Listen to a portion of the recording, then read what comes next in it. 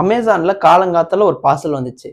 மத்தியானம் சாப்பிட்டு இருக்கேன், ஃபோன் பண்ணி அமேசான் பார்சல் சார் அப்படின்னு சொல்லிட்டு ஒரு பார்சல் குடுத்துட்டு போறான்.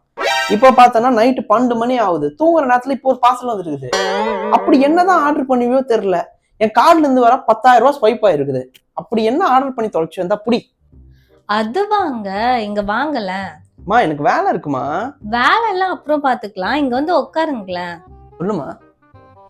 நேத்திக்கு நீங்க இன்ஸ்டாகிராம்ல 3 பொண்ணுங்க போட்டோக்கு லைக் போட்டிருக்கீங்க, ஞாபகம் இருக்கா? அப்படியாமா? ஆமா, அந்த 3 பொண்ணுங்க போட்டிருந்த ட்ரெஸ் தான் நான் ஆர்டர் போட்டிருக்கேன்.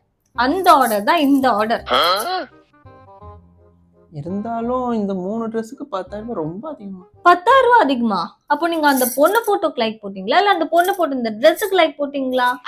ட்ரெஸ்ஸுக்கு தான் லைக். சரி சரி ஓகே. இந்த ட்ரெஸ் எல்லாம் பார்த்துட்டே இரு, நான் அடுத்த ஒரு 10,000 ரூபாய்க்கு ரெடி பண்ணிட்டு வரேன். அடுத்த 10,000 ரூபாய்க்கு ரெடி பண்றீங்களா? அப்போ அடுத்த 3 பொண்ணுங்க யாருன்னு கண்டுபிடிக்கிறேன்.